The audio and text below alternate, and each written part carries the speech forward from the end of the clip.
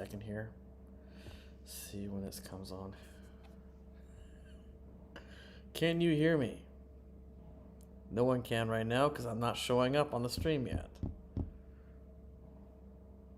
Let's see. How long is it going to take? How long? There we go. Can you hear me? No one can right now because I'm not showing up on the stream yet. There we go. Let's see. All right, guys. What's up? How y'all doing? Hube! How you doing, buddy? Good to see you guys. I got 3 people already. Awesome. Cool. Hey, I just want to give you guys an update real quick before we get started on other stuff about my ear.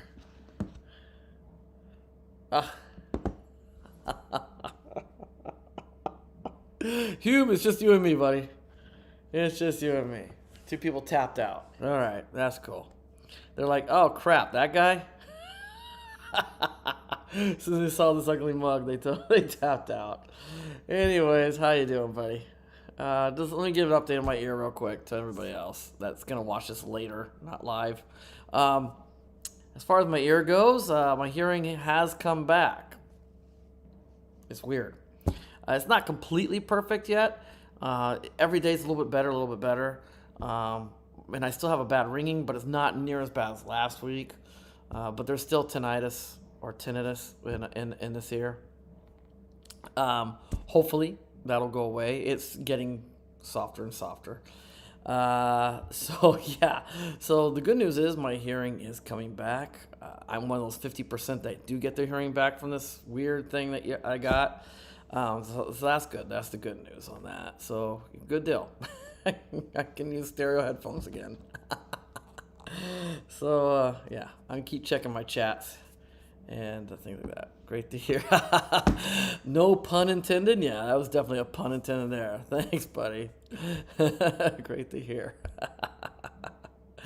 Anyways, I got a lot to talk about. First of all, Hube sent me a video. Let's see here. Yeah, this is the video. He sent me a video, and what's interesting about this video is, and this is a thinker. This situation you got going here, Hube. Hube owns a Hyundai Ioniq, right, Hube? Sorry, right, Hube? Ioniq. And can you tell me what year that is? What year and things like that? How long have you had it?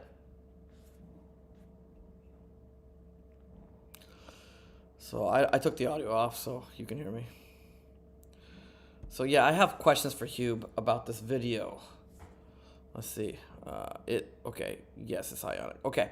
What year? How long have you owned it? And things like that. Because I saw that you showed me the battery state of health, and it's pretty much 100%. So it's got to be a pretty new car. I think you've had it for, if I remember right, 4 months, roughly. About 4 months. Oh, it's a 2017? Interesting. And the state of health is in that good a shape? That's interesting. Yeah, I got a lot of questions about this, because this is a pickle. I mean, not pickle, but it's a riddle for sure. So what's going on with Hube's car? Just to fill you guys in, Hube has a Hyundai Ioniq 2017, and what's very strange about this car is. And this is where I have to ask questions, because I don't know exactly. I got the vague idea, but I think there's more details that I need to find out about. But what is, he drives to? I think he works at a hospital. He drives to work, and he parks, and leaving the car in the on position, but parked in the on position. He can not watch, but the battery will just drop. It'll go from, like in this video, it's at 49%, as you can see right there. It'll go from 49% and it'll just drop 7 whole percent in just a few minutes, I think is what he's telling me in this video. And in just a few minutes, it goes 7% down on state of charge. And also his range will go down. So on this video, it started off at 111 kilometers of range showing on the gasometer, and it dropped down to 94 kilometers of range after it dropped 7%. and he was wondering if my car did that, like my Leaf did that, or my EMV. And neither car, I can vouch for that because I leave my cars on a lot when I'm making these videos and stuff. I'll sit there and talk for a long time. I'll leave them on for a long time when I'm doing the other stuff. And no, they don't drop like that. Like that, I just did another trip with my wife last week. We went up into the mountains again, up in Guma and Nagano again, to look at the fall foliage. Because if you remember on this trip we took, it was fall, but it was too early in the fall. The leaves really haven't started changing colors too much. So we tried again just last week. We took a day trip, and I made a video. I video documented it again with my awesome iPhone 13. And so we went up into the mountains. When we were a mile high. We were up on a mile high, and we found this really cool running track, professional running track for professional marathoners and stuff, where they can train at. It's a mile high up, and so it was really cool. We found a spot there, and I set up a barbecue. We did a barbecue on the fly because it was getting dark fast, and I pulled the van even close to our camp, or not camp, our setup, and I plugged in a very powerful floodlight into my inverter, and I left it going. So I left the car on with the inverter going, and even using it was a very powerful floodlight for outside, plugged in my inverter. It went down like maybe 3% in about 40 minutes time. So yeah, it doesn't do this on my cars. Neither one of my cars dropped 7%. So I'm going to talk to Hube here, and for some reason my chat, wait a minute, do I need to scroll? My chat is not working again on my OBS, so I'll have to go to my phone. And you bought it new, so he's had it since 2017. It's got, what do you mean by 55 kilometers? I don't know what that means. Is that the distance you travel? Maybe have to do that. The scale is not linear. Okay, Hube's saying something about the scale's not linear. Okay. All right. I'm not sure what he means by that. But anyways, I need to know, he says 55 kilometers. I guess that's your trip from your home to your hospital or to your work. And so what he's got going here is, like I said, he travels about 55 kilometers. And let's see. Oh, okay. Here we go. There we go. Oh, that's what you mean by 55. 55,000 kilometers on the odometer. Got it. All right. So he's got 55,000 kilometers on the car. His state of health looks really good, according to, he has something similar to Leaf Spy for that car, and the state of health looks really good. But he has this thing where when the car's sitting for a while, when the on position, not for long, like a few minutes, it'll drop 7%. Boop! Just go down 7%.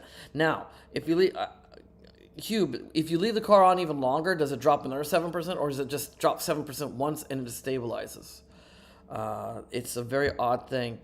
I have a lot of questions because, honestly, I don't know much about these cars. We don't have basically any Hyundai or Kia in Japan, zero, and especially electric. And so I've never even seen an Ioniq with my own eyes. I've only seen pictures and stuff. By the way, your car is beautiful. I watched that video, the first video showed the car. It was beautiful. No, I had to watch the video like, let's see here, turn this off so you can see. I had to watch it like this, but yeah, it's a good car. It's a nice car, dude. I like it. So, so we're trying to get to the bottom of this. I'm leaning towards a firmware problem. I think you need to take your car in and see about getting your firmware update or something like that. That could be kind of a serious problem in a way. Like if you get your battery down to like 15%, yeah, and then all of a sudden it just drops under 7% on you, and you find out your real range is something different or something like that. That could cause trouble or anything like that. Only one time 7% down. After that, no problem. Yeah, that's it. It's there's definitely some kind of a glitch in the and your firmware or your OS, that's the car's running off of, and it's recalibrating, and then it recalibrates, and you're actually, it's telling you the wrong number at first, and then when it recalibrates to 7% down, that's your real state of charge. I'm guessing. I don't know for sure, but it definitely sounds like it's a software issue. It's definitely not your battery pack. Your battery pack looks fine. I don't think it's a BMS issue. No, it wouldn't be a BMS issue, would it? Because otherwise it would keep dropping, and you said it stops. So it really does sound like it's on the software side. That's definitely something you need to take to the dealer. You 17, 89, 29. You're still under warranty, I believe. So I would definitely take it to the dealership before the warranty runs out, and see if you can get this glitch fixed. It might have been already taken, like there might have been a recall you're not aware of or something like that. They might already be aware of this problem. If not, I think also like this. Yeah, I think so too. That's what I'm leaning forward towards. Like I said, my cars do not do that. I've never had a car do that. Friends of mine who have Teslas, they don't do that. It is odd, especially you have like I said, you have something similar to Leaf Spy for that car, and you were showing some of the cool stuff. We have some of the same histograms and stuff on there, showing some of the graphs and charts showing your battery and everything, and how it gets really funky, and then it finally corrects itself. And I was at first leaning towards maybe a bad cell, but then you showed the state of health of the battery, and it looks fine. Like if the cell was bad, it would be messing with the state of health on it as well. Yeah, I think so. The problem with dealers though, especially with EVs, like I'm in Japan with I got Nissan, and they've been making EVs for how long, and yet still you take it in, and the service departments are still kind of clueless. They're still kind of clueless. I know more about the electric car than they do sometimes, and I don't know what it's like over in Holland, but it could be the same way. I don't know what your dealer is going to, hopefully your dealer is not going to be kind of clueless when it comes to the EV. Yeah, it's just EVs are very different cars than ICE cars, and so there is a learning curve for these service people when it comes to especially the batteries. Batteries are very complicated. You got a BMS system. It could be part of the BMS system messing with it, because you have like a lease BMS system is pretty cool the way it works. It's simple, but it's still pretty cool. And I think I talked about it. When did I talk about it? Which video was it? Oh, it was this one. Okay. You guys haven't seen it yet. The one I took, the day trip I took to look at the foliage, all the autumn colors in the mountains and stuff. When we were coming home, I came down this really high mountain. I told you we were a mile high. And we started coming down. It was a really steep grade. And like an idiot, I wasn't sure when I was going to come down. I was still going up. And like an idiot, we were at the summit. And we started coming down, and right at the very beginning, we started coming down. There was a resort, resort town, with a lake and everything. And there was a charger there, and I charged up to 80%, like an idiot. And I shouldn't have done that, because we started coming down pretty steep, and I was just getting all this regenerative braking. And what happened was, this is where it was kind of cool. I could see how the BMS system works these passive cooling cars. I was coming down, and I had full engine of braking, but because I was generating so much regen coming down at steep grade, going pretty fast, even with the regen brakes going, and regenerating such high current that to protect the battery, I could literally watch the regen bars. You have those bars on the left hand side, tells you how much you can regen. Well, they were going, they're dropping and going back up and dropping, going constantly going. It was changing the regen ability, and I could feel it, because it was like when it was adjusting, it would affect how much braking you got coming down, right? And it was fascinating to watch. It was definitely doing everything it could on a software side to protect the battery from getting too hot from all that juice coming in so fast, especially at an 80% charge. And it was fascinating to watch. I didn't need to. I kind of wasted my time charging it to super duper ridiculously slow. It was like I think it was like a 12 kilowatt charger. It was ridiculously slow, quick charger. Everybody complains if you go onto the app for that PlugShare app. And you can look at the comments, and everybody hates that charger. And it turns out I didn't even need it, because as soon as we left that charger, I started coming down at a steep grade. And I mean, I charged up that van so good coming down that grade. But that's how the BMS works on my car. But your car, the BMS, you also have active cooling and heating on your battery. And that's another question I had is, what was the temperature? Like, have you noticed this has this been going on for a while, or is it only when the cooler temps? Have you been noticing with the cooler temps? That's one of the questions I had. My cells are all correct. I'll look into that with Torque. Yeah, okay, good. Yeah, that's what the app's called, Torque. I think it was Torque. I'm not sure. Anyways, question is how cool is it over there? Is it something you didn't notice during summertime? Is it only like in the cool temperatures when you notice a 7% drop? That's a good question to ask. Anybody else out there, if you have good questions, or any kind of questions, feel free to throw those in too. Help me out. I might be missing some important questions to be asking. Let's work on this together. Put our heads together and see if we can figure out what's going on with this car. If you're just tuning in, fan cooling only I have. Oh, really? You don't have liquid cooling on the Ioniq? See, I don't know much about these cars. That's fascinating, because that car, I thought for sure is going to have liquid cooling. Okay, fan cooling. Okay.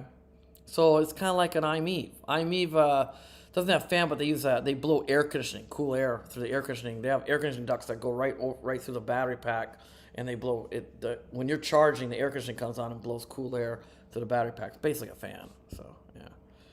Temp outside 16 degrees. Well, that's not cool. That's not. I mean, that's okay. That's not cold at all. Huh, 16 inches. That's actually a nice day. Like today was 20 over here for daytime temp. Yesterday was 18 or 19. Yeah, so 16, that's a good temp. And you only have fan cooling. I am really strongly leaning towards a firmware problem. Some kind of, it's definitely a software issue. I don't think you have to worry about your battery pack, but you do have to worry about what your car is telling you for state of charge and also for range. That's a big issue. And so another question is, has it ever dropped 7% while you're driving? You've noticed it drop when you're sitting. While you're sitting, it's like recalibrating, and boom, it fixes it. It updates the state of charge in the range while you're sitting. Will it do it if you're doing a long drive, or is it never going to reset unless you stop and let it sit for a few minutes? If that's the case, that could be an issue. 7% is not. That's nothing small.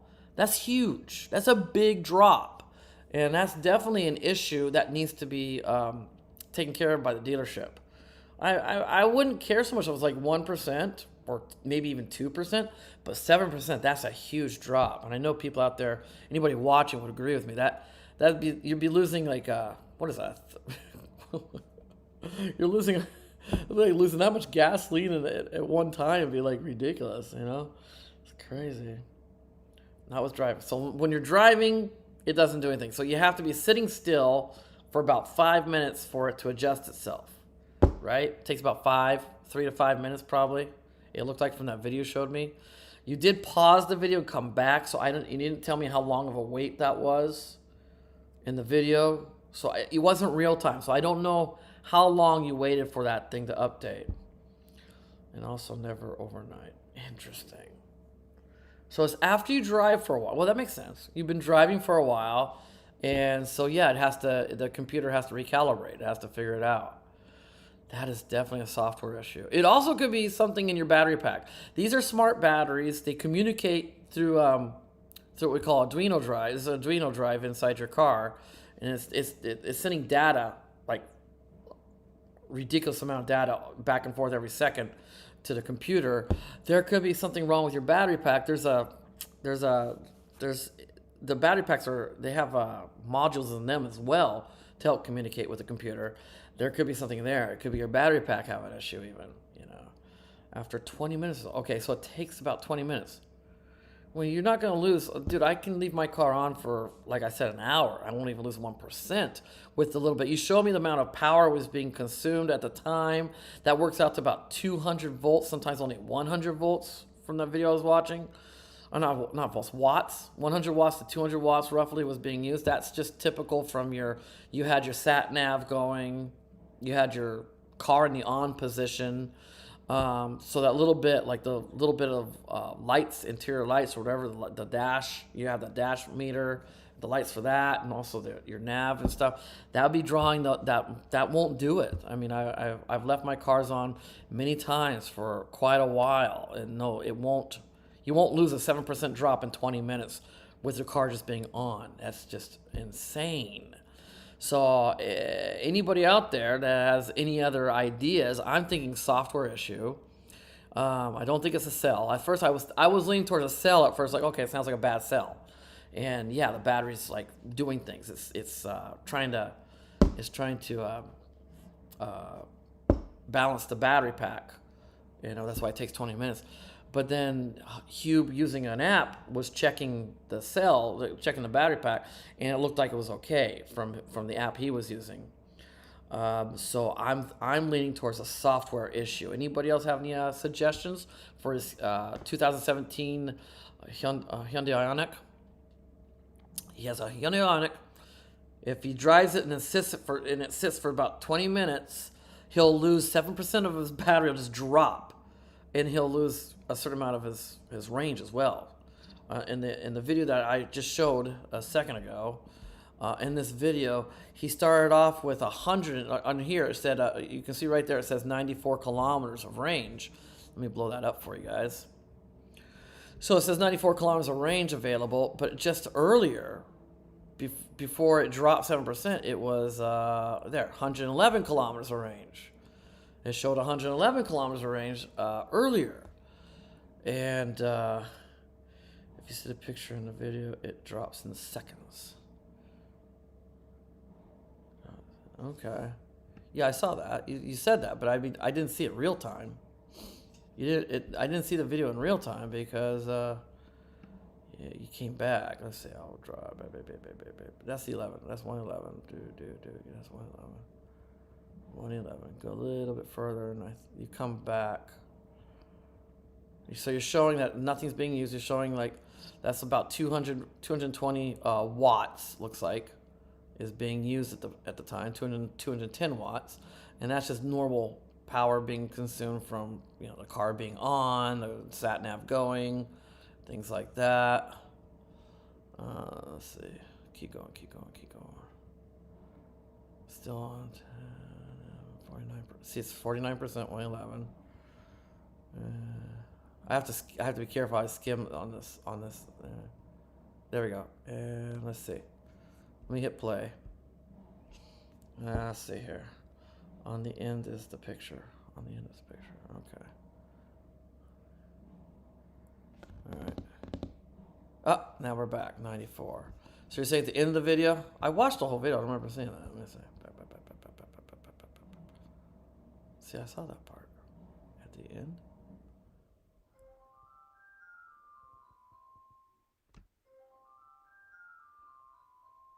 Yeah, it dropped from 49 to 42% in a matter of seconds. Yeah, I was just too late to film it live. I see. Okay, well, yeah. So that's what's going on with Hube's Hyundai Ioniq, and I am definitely leaning towards a software issue. First, I was thinking cell. Maybe you had one bad cell in the car, and it's not a huge issue, but it's definitely under warranty. You could definitely get that fixed. But now I'm leaning more towards software, and once again, still that's under warranty. So I would take it in and see if they can just redo everything on your, they can hook up to the computer and reinstall everything onto your car. Hopefully that'll fix the problem. Okay, that is kind of a big deal. 7% drop. That's not normal, dude. That is not normal, Hube. I would definitely do something about that. Okay. Take it to dealership and see what they'll do. And like I said, if you're lucky, you have people that know what they're doing with electric cars. But I think a lot of people out here, I got 5 people watching right now. Of those 5 people, hopefully, I don't know. There's other people out there that have, either owned an EV or something. From experience, when you go to these dealerships, it's still, these service areas are still a little weak on understanding the electric cars. There's been times where I've gone and I've actually known more than the service department, and like I've had to help them in a way, kind of explain how the thing operates and things like that. What's normal, things like that. So hopefully you have a team that knows what they're doing, and yeah. So that's what I want. Yeah, that's what I'm trying to say. But definitely take it in.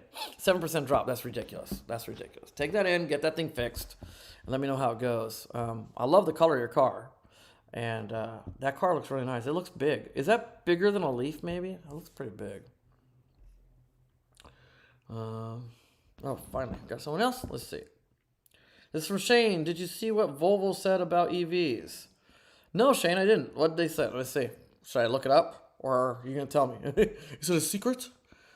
Go for it, Shane. Tell me what's up. I did not hear what Volvo said. I have a Volvo. I thought they were the ones that are going to be switching over to EVs 100% real soon. I can't believe they say anything negative about EVs. What did they say?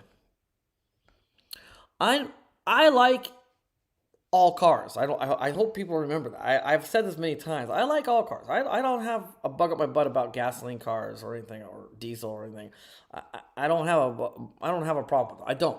I prefer electric right now from my situation, because I'm a cheap SOB, and over here gasoline on this island, gasoline is ridiculously expensive. Electricity is actually still cheaper, and so I prefer EVs. But I don't have a problem with people owning gasoline cars. There's a lot of gasoline cars I like a lot out there.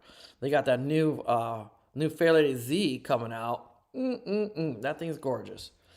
Let's see. Emissions from making EVs are 70% higher than making petrol cars. Well, that part is true. There is truth to that, and I've talked about that, especially with the people think that's the misnomer about EVs. People think EVs are super clean and super great for the environment. They're no better than petrol, and in some ways they're a lot worse than petrol cars. They really are.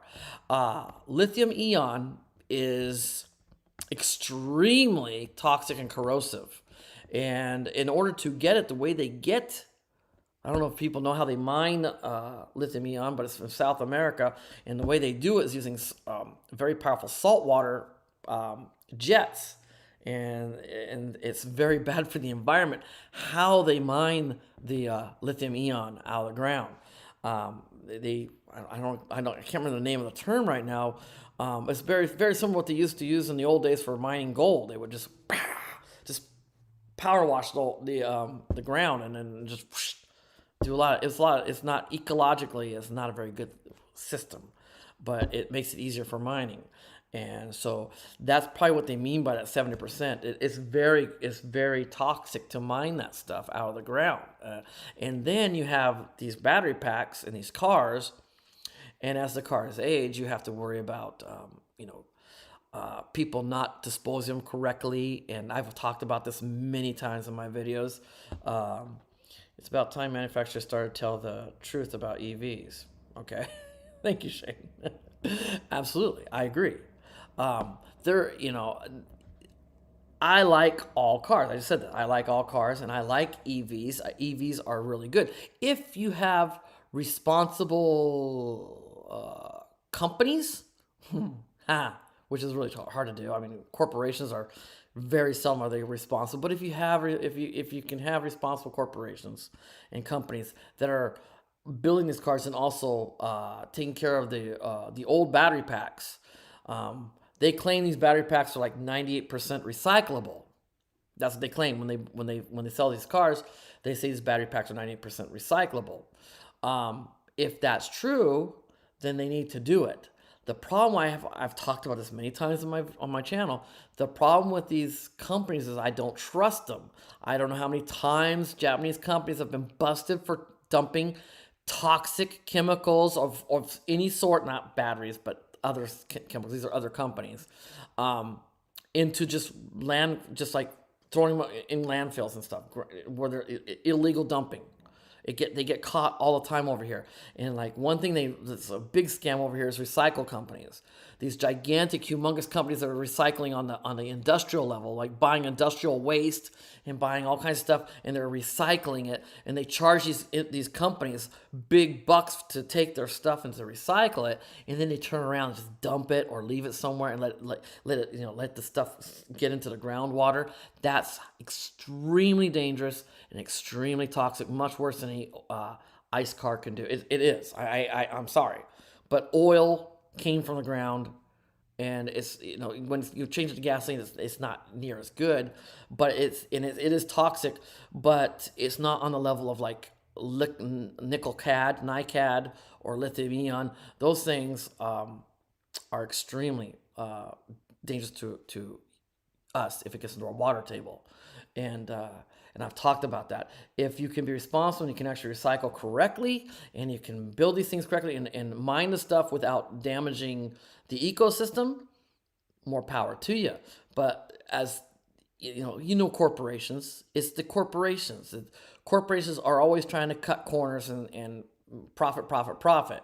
And that goes for the mining companies, that goes for the manufacturers, that goes for the recycling, and it's an issue. So for people to buy EVs and think they're driving around in this super clean car, it's great for the environment, and they're doing better, they're way better than the ICE people. No, they should not have any stick up their butts that they're better off. They're better people than the ICE people. It's just a different technology, and it pollutes in a different kind of way. The ICE cars pollute. I don't believe I've talked about this, and this is why I never get a lot of subscribers, because a lot of people disagree with me on this, but I don't believe cars are a factor in global warming. I don't believe in man-made global warming. I believe, now they call it climate change. They keep changing the terminology because words mean things, and they like to play with, they're just playing around. I don't believe in that stuff. I believe climate might be changing, but that's a natural process. If you look, there's lots of studies, and they've been documenting this and recording this, and we go through cycles. I think we're in a cycle right now. It's a solar cycle, and there is evidence of that. I think they're 11-year cycles. I think it's 11-year solar cycle, 7 or 11. I can't remember the number, but there's solar cycles, and not just that, but there's also, we have many ice ages throughout history. There's been many ice ages and many hot spells and stuff. 300 years ago, it was quite a bit warmer than it is right now, and there were no fossil fuel cars driving around. There were no factories spewing out CO2 300 years ago, but it was actually much warmer around the world than it is now. The global temperature was much higher than now, much higher, not like a few degrees, much higher. It's just, we go through cycles. There are cycles, and these scientists from Antarctica that take these ice cores and stuff, they claim they can prove it, and but so I don't believe in man-made global warming, but I do believe we are poisoning ourselves with the exhaust from these cars. That stuff's not good for us to be breathing, especially in congested cities, in like Tokyo, they haven't gotten as strict as London or anything like that with the emissions and stuff in the cities. But there was a time when the trucks were just spewing out so much crap. Those big, I'm talking the big trucks, the fifth wheels, or whatever you want to call them, the big semis. They were spewing out so much crap that it was affecting people, just like kids going to school and people walking. It was, the asthma rates were like through the roof and all kinds of stuff. And so the Japanese government cracked down. This is like probably, I'm thinking about 20 years ago. They cracked way down on it, got really strict about the trucks in the cities and stuff. And it's really helped a lot. We can poison ourselves easily with these ice cars. These ice cars aren't great either. Like I said, they pollute in a different way. All vehicles they're going to pollute. It's just the way it is. So that's what I'm saying. They can recycle the battery, but the problem now is the level too short. They have too short old batteries. Too short. Okay. Everything you burn, you can never get back. True. Very true. Very true. EVs are not the way for our start. The infrastructure is and will never be able to cope with everyone driving EVs. I agree. I've talked about that. I thank God that nobody likes EVs in a way, because you're right. If we even had just 20% of the population decide they're going to go out and buy EVs and start driving the next day, it would collapse. Most infrastructure, most electric grids would collapse under the stress of all those cars being charged. We're not there yet. We're definitely not there yet. We're not there for that kind of. I don't know if we'll ever will be. I honestly don't know. For Japan, especially Japan, man. When after that big earthquake in 2011, they shut down all the nuclear power plants north of Kyushu. They all got shut down. I think there's still one going. They brought one back online. One's working. I mean, they were kind of shut down, but they were all like in like idle mode. They weren't completely mothballed, but they brought one back up over in Ibaraki. But that's it. I think they're for the nuclear power plants, we don't have them going anymore, and they're slowly switching over to coal. They're going back to coal, and coal's very expensive. Our electricity rates are starting to go back up again, and so we got to deal with that. And also, coal is a major polluter, and also it's something that I don't even think Japan has to import it. They don't even have their own a good supply of coal. So we don't have a grid at all for even like this is why Japan is kind of anti-electric. I think they're aware they don't have the infrastructure to support even 20% of the population driving electric cars. So they're doing everything they can to discourage people buying electric cars. They don't offer any kind of program. They don't help any kind of. They're not near as helpful to these companies that want to make EVs as other countries are. And I think the reason why is they just don't have. They can't handle it. They just can't handle it. We don't have very many choices over here for EVs. Like I said, the two main companies are Tesla and Nissan. And we have a couple other little choices, but not on the level like you guys have in other countries. And I think it's just because Japan, because they shut down all their all their nuclear power plants and stuff. We are tight on energy. It wasn't that long ago we were doing rolling brownouts because they didn't have enough electricity. So the big cities got to keep. They didn't have the rolling brown. They did rolling brownouts of all the suburbs. All the suburbs and rural areas got rolling brownouts, so Tokyo didn't have to lose its lights at certain times of the day. And so we're not doing that anymore, thank goodness. They got enough power plants up to take care of that. But we're still a long ways away from handling like what Shane said. But I disagree with Shane saying EVs aren't viable. EVs are very viable. I'm starting to lean towards. I was going to say this for another episode, but I'll mention right now. I'm leaning towards. I think all I ever hear from people is like the capacity of the battery pack. How big their battery packs are on their cars stuff. We need more capacity. We need bigger battery packs. And Tesla's they're doing over 100 kilowatt hour battery packs now. It's like, I think that's the wrong direction. I think Nissan was right originally with their smaller battery packs. I don't know. America, it was too small for America. A country that big they need a little bit bigger. Like 40 would be good for them. But I think you also don't need those super high capacity battery packs. It's kind of what I want to do is in these videos I've been making of our trip. We took this trip in the EMV with that 24 kilowatt hour battery pack to the mountains. And I was showing like the kind of range I was getting because coming down with that little teeny battery pack, I was regenerating so much juice back into the battery. I was practically filling the tank back up just coming down a mountain. Well, I think with a large capacity battery pack, you wouldn't get those numbers. You wouldn't be able to. It wouldn't charge up that much.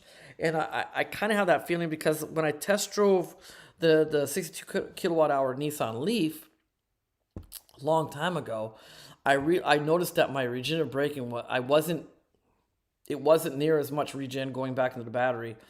Even though I had stronger regenerative braking with that one pedal drive, I wasn't getting the kilowatts into the battery pack like I do on the van even. And I think it has to do with the battery pack size. It just can't. It takes too much to charge it up.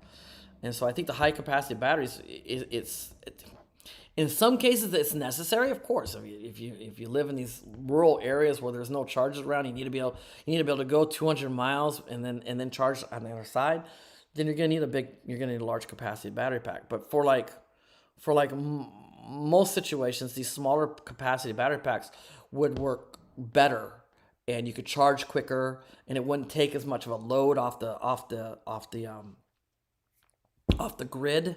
So it wouldn't be as much of a strain on the grid, on the infrastructure, with it if you had a lot more of these smaller battery packs than if you have the big battery packs. Because the big battery packs, everybody wants to charge them fast, right? So you also need these 300 kilowatt, 500 kilowatt chargers to charge the battery pack in like less than an hour. When a little 24 kilowatt hour battery pack takes 40 kilowatts, can charge it in like 20-30 minutes.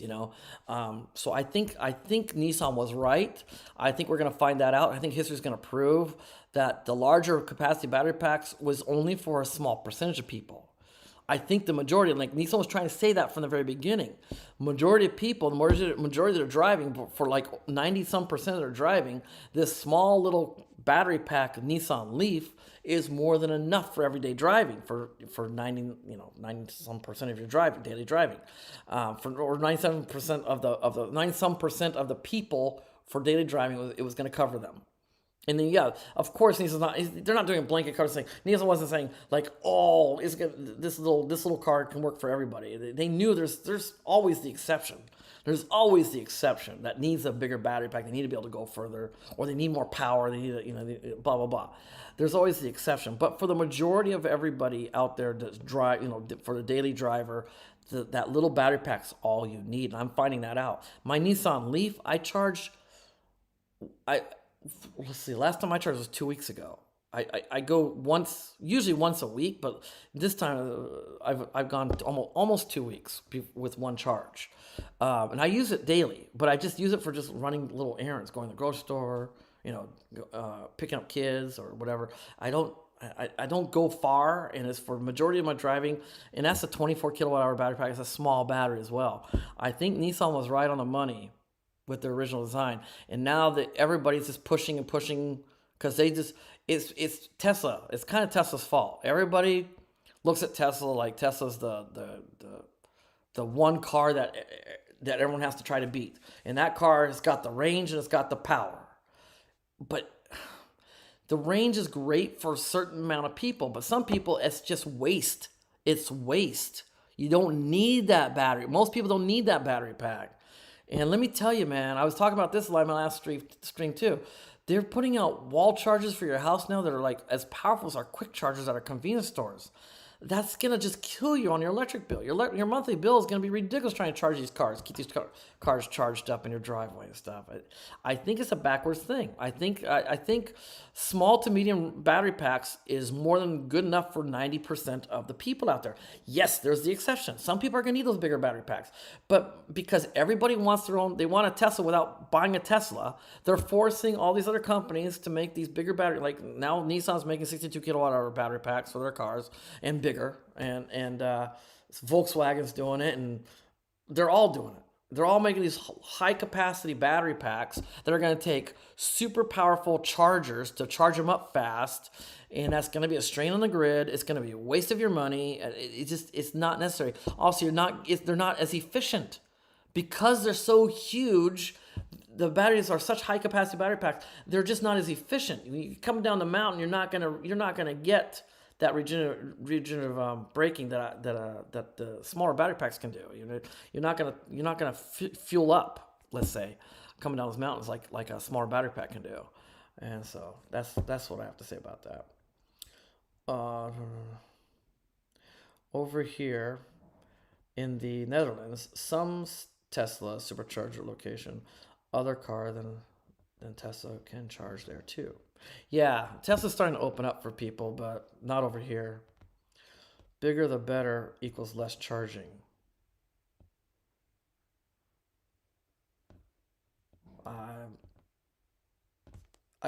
Okay, that's your opinion. My opinion is different, Shane. But of course, Shane, you and I don't see eye on anything. It seems like because I disagree about EVs. The EVs are a viable car. They're fine. But you have good points. I've mentioned these points. They're not that super clean, eco-friendly car that all these Tesla people think they have, and they're also, what's the other point? The other point he brought up. I agree with him on that as well.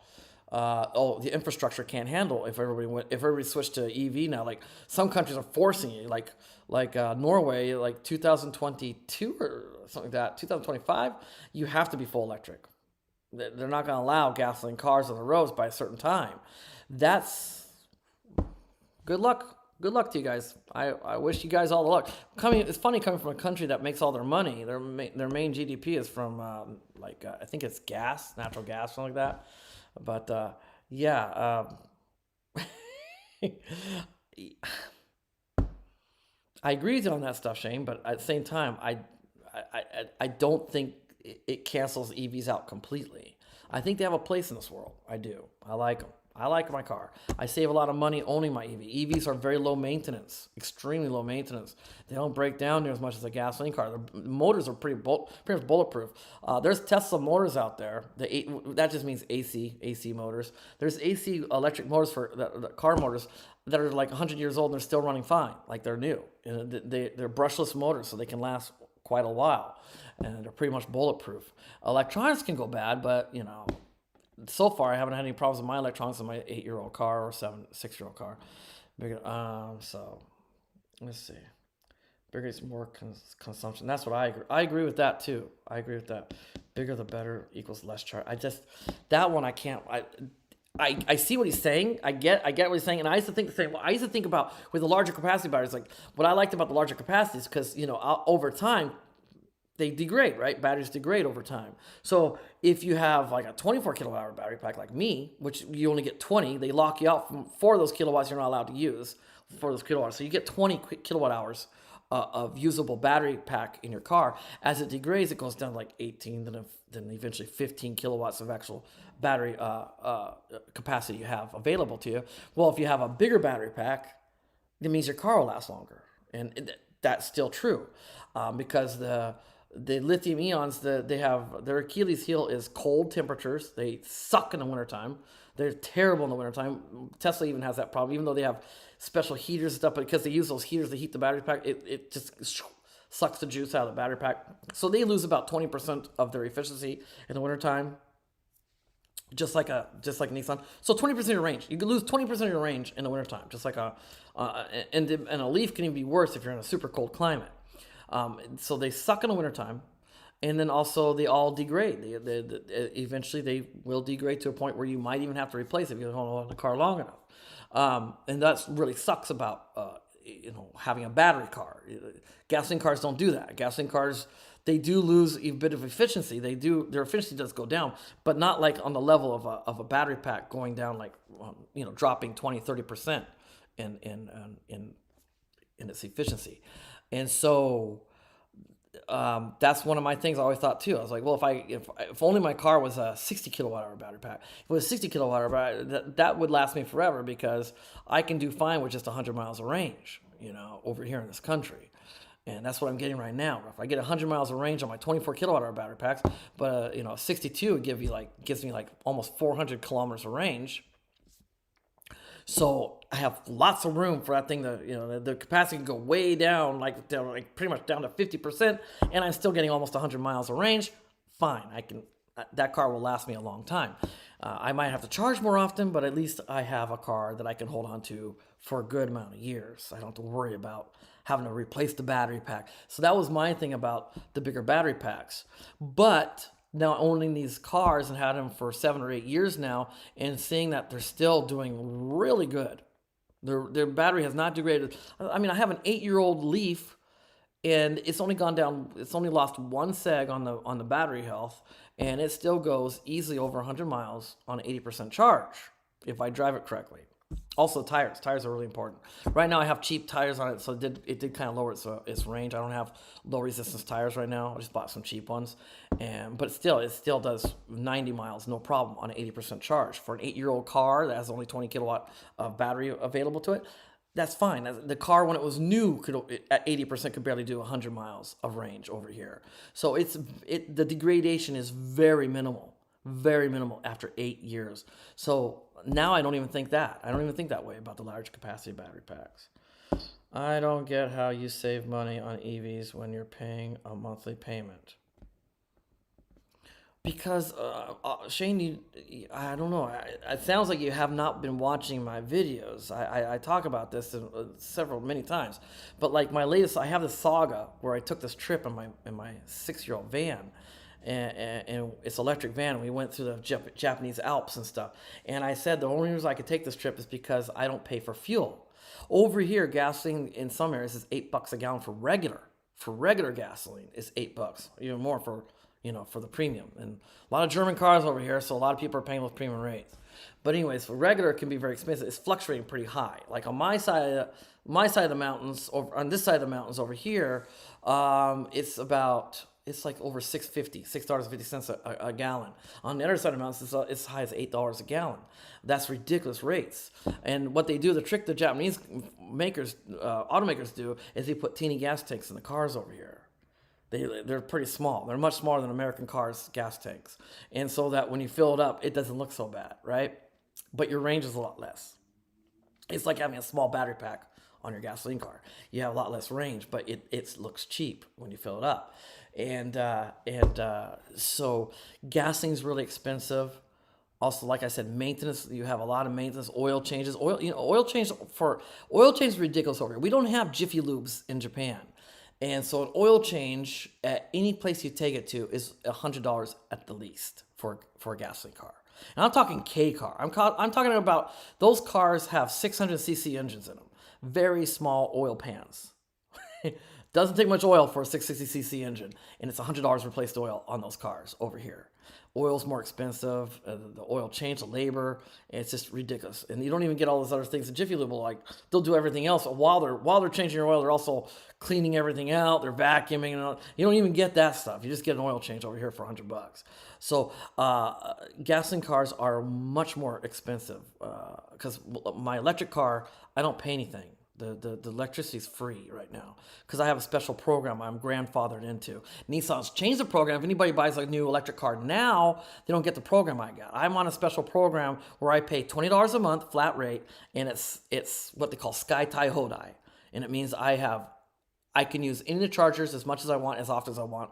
I don't get charged extra. It's $20 a month flat rate, so it's very cheap for me to use a electric car over here.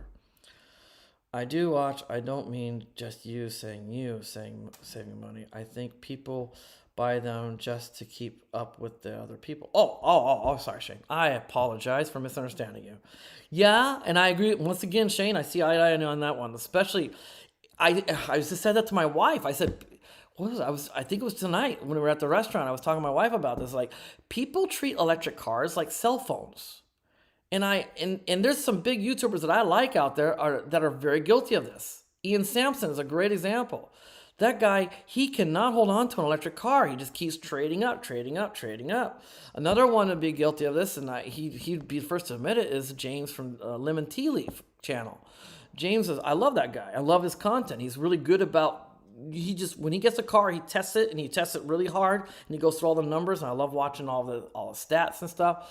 But he just is constantly buying the newest, latest, greatest, best, newest car, and it's like a cell phone to them. They don't hold on to them very long. And that's the whole point of my video series. I just made this video series of my trip. I haven't put out my last video. As a matter of fact, boom. This is my latest video. It's my last one. I'm finally finished. I just have to put the titling in. And when I put this video up at the very end, I talk about, at the very end, it's like, what was the purpose of all 6 of these videos? It was to prove you don't need to keep buying the latest and greatest. The current car you have. I have 6-year-old. I have actually an 8-year-old and I have a 6-year-old EV, and both of them are working just as good as the new counter when they were new. Basically, I mean, there is degradation, but they're holding up really well, and I love driving them, and they're a lot of fun. And maybe they don't have all the latest and greatest bells and whistles. Like, I don't have Apple CarPlay or Android Auto. I don't have the bigger display. I don't have a 9-inch LCD display. I don't have or maybe a lot of the cars now, they come with some kind of autonomous driving of some level. I don't have that. I have cruise control, but not autonomous, not like radar cruise or anything like that. You just don't need all that stuff. You don't. And if you already have one like that, like Hube's car, He's got this beautiful Ionic. It's a 2017. Man, I would encourage him never to get rid of that. Just wait till that thing is just undrivable, and then maybe think about it. But man, people trade cars like they're cell phones. Like as soon as a new model comes out, I'm going to trade up. I'm going to trade up. I agree with you. There's no way saving money that way. You can't. Absolutely not. Absolutely not. Yeah, and that's why I have a big bug up my butt about Teslas. I don't like. The Tesla just drives me crazy because here's this guy that these EV people look up to like a god, like a deity. The Elon Musk guy, and he came out and said, "I'm going to make these cars because I'm worried about the environment. I really care about the environment." And but then he puts a price tag that's unreachable for 99% of the people out there.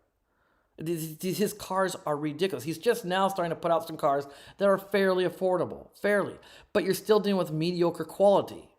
Rich from Rich Rebuilds. Shane, if you don't know Rich from Rich Rebuilds, check him out. He's an awesome dude. I love it. He's a great YouTuber, much better than me, much more entertaining than I am. He's hilarious and he's super smart. And he owns a garage that he's in Boston. He lives in, or not Boston, but he lives in Massachusetts. Maybe it's Boston. I don't know. He lives in Massachusetts. Massachusetts is the only state in America that has the right to repair. So Tesla has to give all their information up to people in Massachusetts. They have to give them all their information, all their schematics. They have to be able to they have to keep, they have to supply the parts. And so Rich has a shop there in Massachusetts, and he has ex Tesla employees, and it's hilarious to listen to them talk about the quality of the cars and how even the latest and greatest, the new Plaid S that everybody's like bragging about and talking about, is like it's comical how it was put together. Still, it's getting better. They are getting better slowly, but it's still not there. And then these are the same people that believe that Elon Musk, the same guy that builds these mediocre quality cars at really premium prices, like Mercedes-Benz prices. They don't belong up there, but because those battery packs are so huge, they're up there in that same price range. That they believe this guy is also building rocket ships that can fly and land themselves back on the ground. Yeah, sure, right. Not gonna buy it. I don't buy it. But that's for another stream. That's for another day. I got stuff about Elon Musk will blow you. Some of these people will blow their mind. I don't even think they're gonna believe me. But this stuff is true. I did a lot of work. I did a lot of research, and there's things that'll just blow your mind about Elon Musk. And but that's for another stream. Let's see here. Yeah, you love Rich? I do. Man, Rich is hilarious. He is so funny. I love that guy because he loves to tweak. He loves to tweak the Tesla people, and he doesn't have anything wrong with that. He owned Teslas. He doesn't hate the cars, but he's like Owen Benjamin. I like Owen Benjamin because Owen Benjamin, whenever something becomes like a sacred cow, he has to destroy it, right? Rich is the same way about Elon. He's like, I'm gonna knock this guy down. I'm gonna knock him off the pedestal for you guys because he isn't what you think he is. And so Rich is like, bam, bam, bam. The cars are great, but Elon's not this deity that you guys think he is, kind of thing. It's awesome. I love Rich. See, Hugh says, my car also cost me almost nothing. The electric for me is 4 point. Right. Tax nothing after 5. Right. And that's why I just hold on to it. It's 2017. You're probably almost paid off if it's a loan. Who knows? Maybe you bought it in cash. I don't know. I do have a problem with electric cars in this day and age being more expensive than their gasoline counterparts. This day and age, those battery packs don't cost that much for the OEMs to make anymore. We're down to around $100 a kilowatt hour now. Back when the first generation Leafs came out, it was $1,000 a kilowatt hour to make these battery packs. That's the main reason why they made them so small. It was the cost of the car was all battery, and in fact, I think if I remember right, Nissan kind of had to eat it. They had to eat it when they sold those cars originally, and they were still really expensive, like pushing $50,000. And Nissan wasn't making any profit off of those car sales because it was all in battery pack. Well, we're not those days anymore. We're down to, I don't know. I hear from some people $150 a kilowatt hour. But I've heard from other people $100 a kilowatt hour. We're around that area. Probably more like $130, $140. Let's be honest. I don't think the OEMs are going to be really extremely honest with us about what they're really paying to build these battery packs. Tesla's even less because they're in house. They build them in house, so they're even paying less per kilowatt hour, and yet they don't. It doesn't translate when they sell the cars. You know, well, at least it was a bigger battery pack. Yeah, I suppose, but it's also a fraction of what it was per kilowatt hour, 10 years ago. A fraction. It went from $1,000 a kilowatt hour. We're down to like 150 at the highest, $150 a kilowatt hour. That's a fraction. So even if the battery pack is twice the size it was 10 years ago, it's still, the car should be a lot less money. They're not doing that. They're not bringing the price of the car. They're still more expensive than the gasoline. And the reason why they're doing that is because they know there's government subsidies. And I'm against government subsidies. Because of government subsidies, that's what these OEMs, they're OEMs. They're gonna go for the most profit possible. If Japan dropped the subsidies over here, what happened when they dropped the subsidies? Well, guess what? The cars came down. They became cheaper. Because they knew they weren't going to sell the cars at this price anymore, because now you're not getting cash back for buying that car from the government. So they had to drop the car the same amount as the money that was lowered from the government, what the government was giving us, I don't like government subsidies. I don't think that's good. If they make a good product, it'll sell. That's all I've always said that. If the product's a good product and it's the right price, it has to, that's the trick there.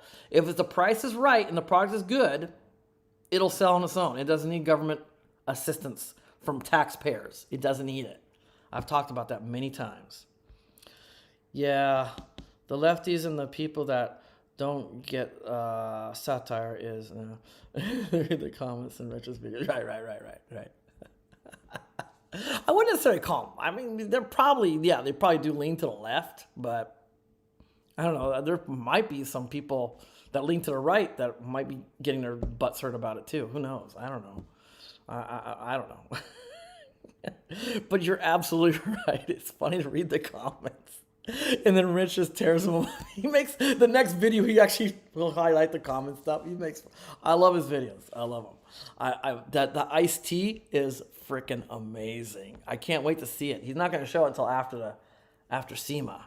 Which, by the way, I have an inside man. Well, he's retired now, but I had an inside man that worked at SEMA, and he's over here now. He retired, but he worked Las Vegas. He did the SEMA. He would set up, and he would also break down afterwards stuff. He was kind of an inside guy, and he might be watching right now. He goes his handle's Old Slow Jim. He's really cool. He's a really cool dude, and. So he Old Slow Jim. He might be called Old Slow Jim, but I can say, without giving names away of the vehicles he's owned, his cars are nothing. They're not slow at all. The cars he's owned, and just one more little thing, they're not necessarily electric every time either. Okay, this guy he has good taste in vehicles. I'll leave it at that. He would get mad if I said exactly what he has or had, but yeah, that guy he knows his cars really well, and so yeah. So yeah, I think we okay. I covered that. So we covered the problem with Hube's car. I covered what I want to talk about with my latest trip video and stuff. It's going to be up soon. I'm pretty much finished. I just have to finish up the titling. Sorry about that boo-boo. I'm having the hardest time. There's some kind of bug in Final Cut Pro, because what I do is I check all my titling, and I check it twice because this has happened more than once. And then I go to export the video, and it takes, like I said, because I'm using super high resolution ProRes, Apple codec, what's it called? 422, whatever. The super high res codec for YouTube. It takes 26 hours on my M1 MacBook Pro to compress the file for YouTube. And then when I finally get it compressed, and then I check it over again, then as you saw in that last video put out, it just said it went blank. My titling went blank. And then also I changed the brightness of my titling, and then that got erased. It went back to dim. I don't know what happened, but the titling got screwed up in my last video, and it takes 27 hours to compress a video. I wasn't gonna go back, fix the mistake, and redo it again, because I don't have a computer. I only have one computer, this one I'm talking to you guys on, and when I'm doing a video, I can't use it because it could crash, because the CPU is being used up by that compression software, and so. Yeah, I just put the video up. Sorry about that, guys. It was a little messed up. The titling was kind of screwed up in the last video. I'll be more careful in this next video, but it's just a weird bug.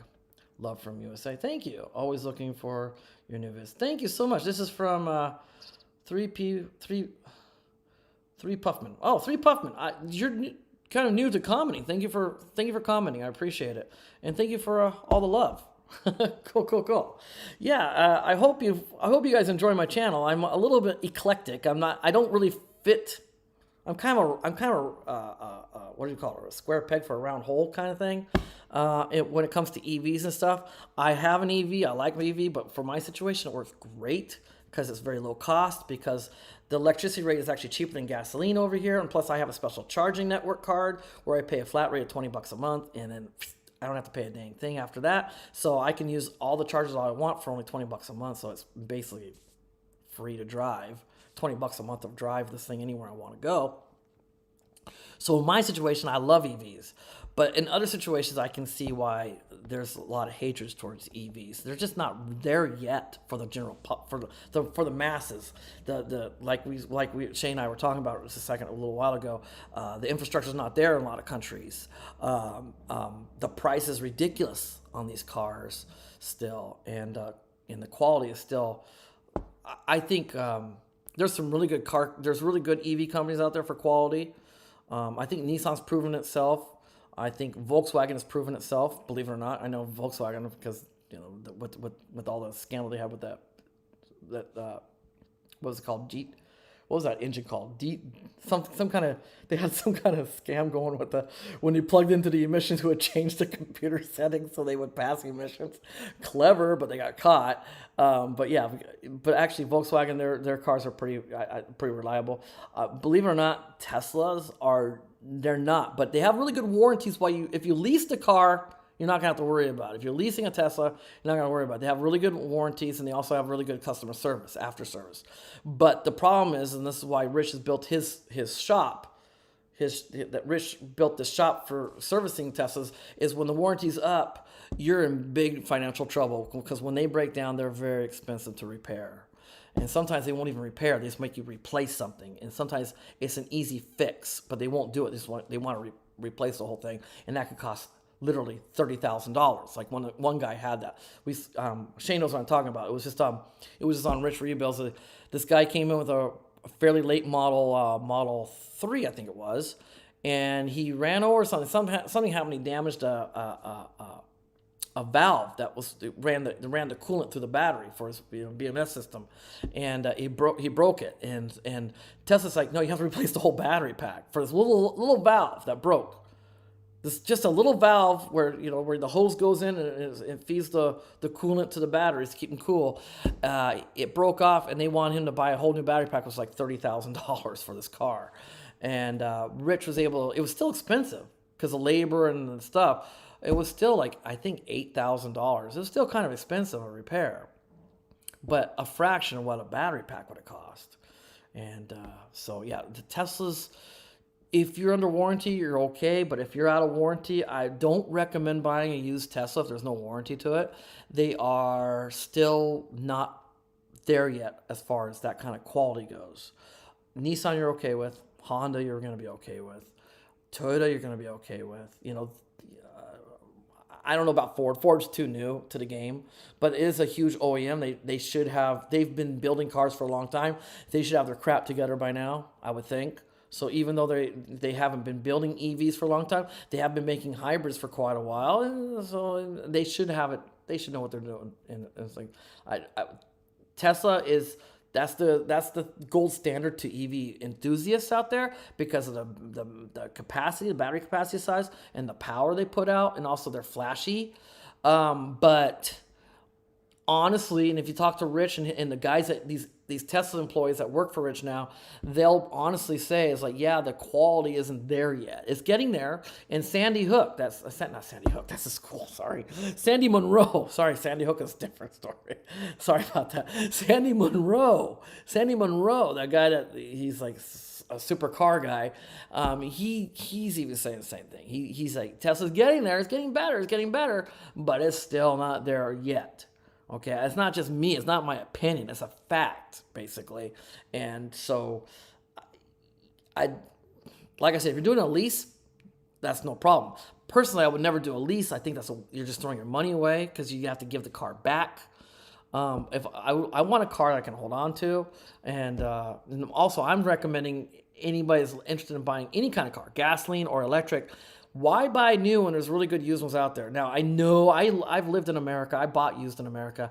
It's a lot trickier to find a good deal on a used car that's a good used car in America, because there's a lot of shady dealerships out there. I was honestly, with America, when America's concerned, if you're buying a used car, I would go through the dealer, the maker. Like if you want to buy used Honda or used Toyota or used Ford, I would go through one of those dealerships that have certain, what are they called, certified approved, or whatever they're called, approved used cars, because they're going to come with a decent warranty, and you can even buy an extended warranty for it. So that's just a little bit extra. When you're buying used, you might want to go through one of those certified used car lots. Over here in Japan, because cars don't go, people trade their cars kind of like every 4 years usually, because shocking. There's a thing called shocking. It's very expensive, so every 3 to 4 years, they trade their cars usually. In people, the country's this country's the size of, it's smaller than most of our states in America, and so they have very low miles on their cars. You can buy a used car very confidently over here that it's even 10 years old, and it's still going to have many miles left on it. The engine's going to be in great shape. The transmission's going to be in great shape. You're not going to worry about that at all. And that's Japan. But yeah, like in America, I would probably go through a dealer, a certified used car dealership.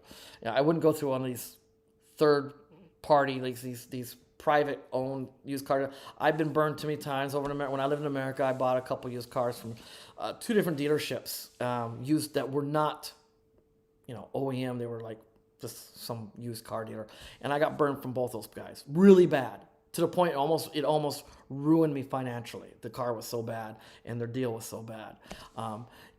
If you're gonna buy used in America, stick with the big. You're gonna have to go with the big dealers. I know it's gonna cost a little more, but you're going to get because I did buy one car used from Honda in America, Honda dealership, and it was a certified used car. And that thing never gave me trouble. It was a really good runner, and it was really good. It was in good condition. It was certified. They had it all checked out, and it even came with a little bit of a warranty because I bought it through them, right? You don't get that stuff if you buy from these third parties. If you're in America, stay away from those third party people. They're no good. Pronounced the Puffman. I'm sorry, the Puffman. I saw the 3. I thought okay, the Puffman. Okay, the Puffman. First time gone, long time viewer. Oh, okay, cool. Certified pre-owned. That's what I'm looking for. Thank you, the Puffman. Certified pre-owned. That's what they're called. I've been away from America too long. Certified pre-owned. Those are the safest ones to get, and I wouldn't go through those big. Like Scotty, I like Scotty Kilmer. I love that guy too, and he's always talking about those big companies that. What's those names of big? I haven't been in America. You guys know those big used car companies. We have something similar to it over here, but they're not the same name. There's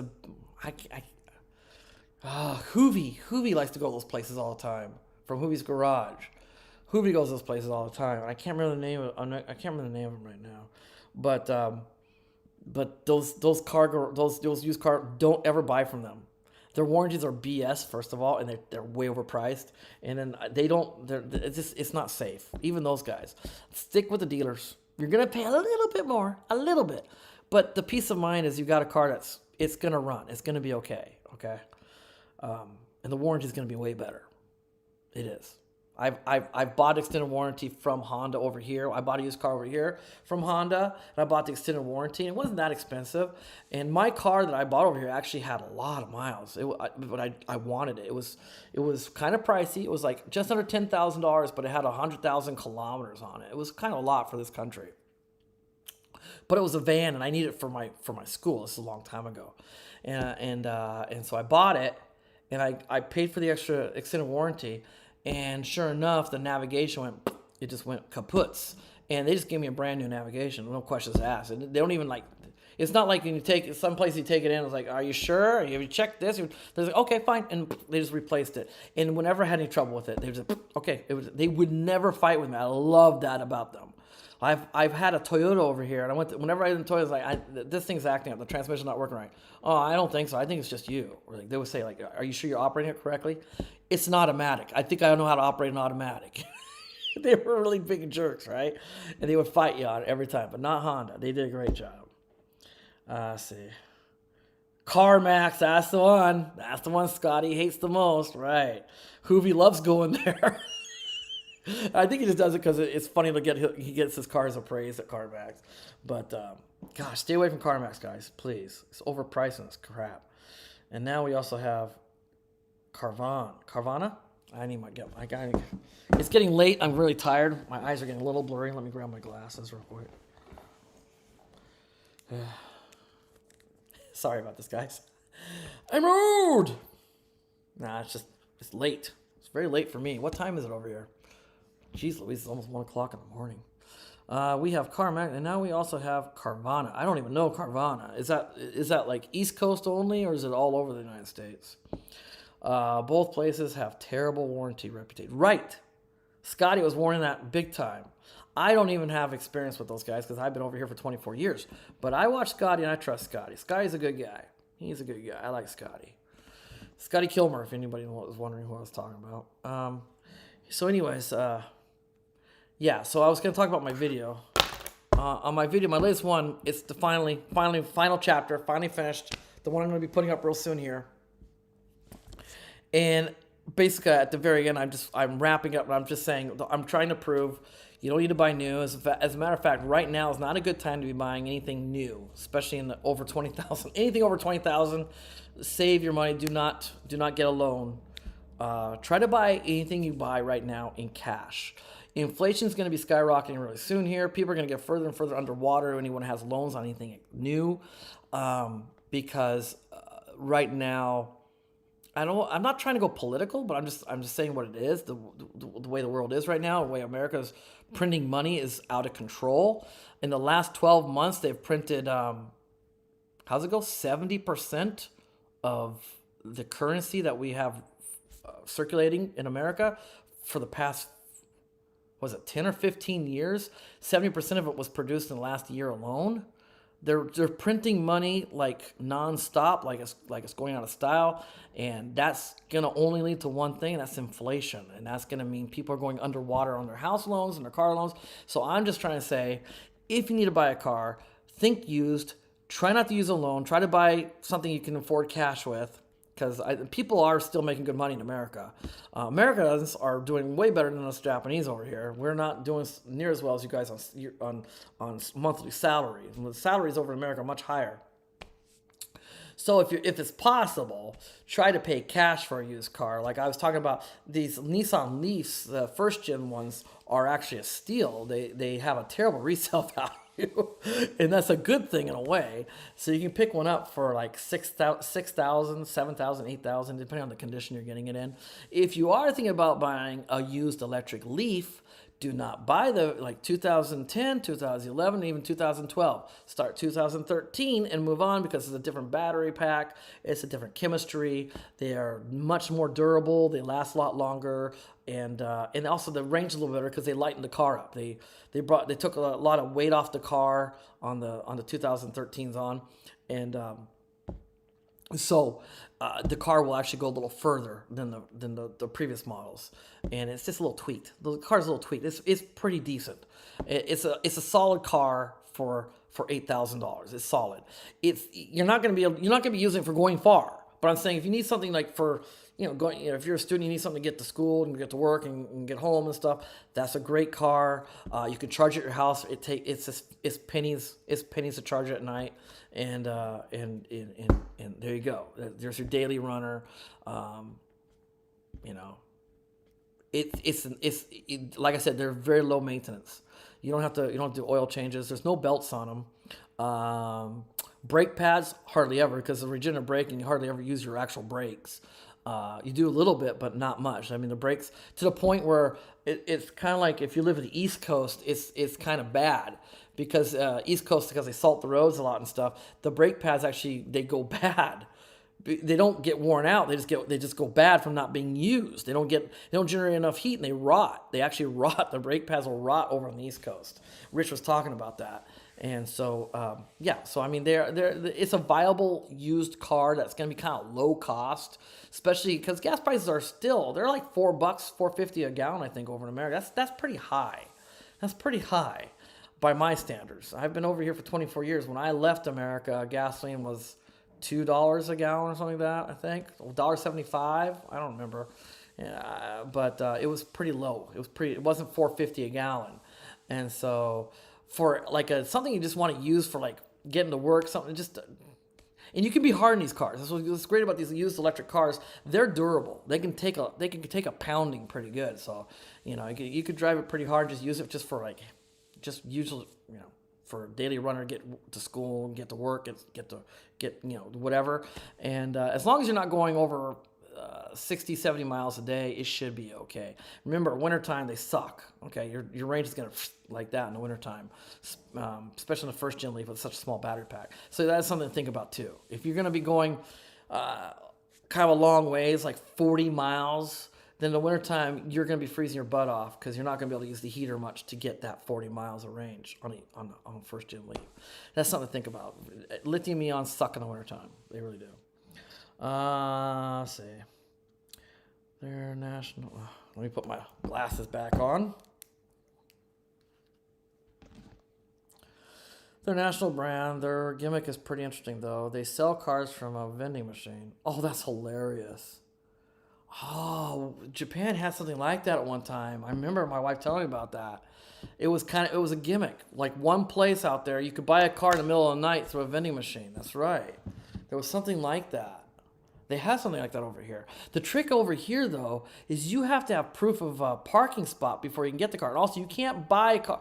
Like, when you buy a car, it takes a few weeks to be able to get it delivered because the police have to come out and make sure you have a spot available for the car, and they measure and they make sure the measurements are okay so the car can fit. Then they'll do some kind of writing, they'll stamp it, and then they give it to the dealership, and the dealership, as soon as they get that, then they can get the license plates for the car. So it's not an overnight thing. So it was kind of a scam. It was kind of not a scam, but it was kind of a bull. It was kind of a bull about that thing. My wife told me about that a long time ago. Now they're doing it over in America. That's interesting. So yeah. Let me see anything else.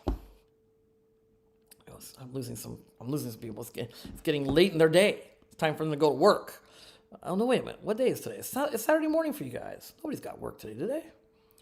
What do you say? Deliver right to your home. Oh, that's cool. That's kind of cool. I like that part. That part I like. If you want a car delivered over, they charge you for it. You pay quite a bit extra money.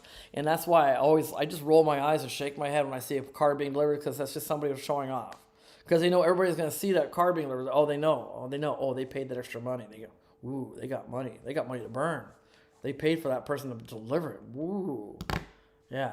But you know what? Over here, a lot of times they don't get delivered on a truck. The person drives your car from the dealership to the place. So the cars, the first miles put on the car aren't even the original owner. It's the dealer puts the first miles on it. So it kind of takes the specialness out of it, if you ask me. Let's see. Offline.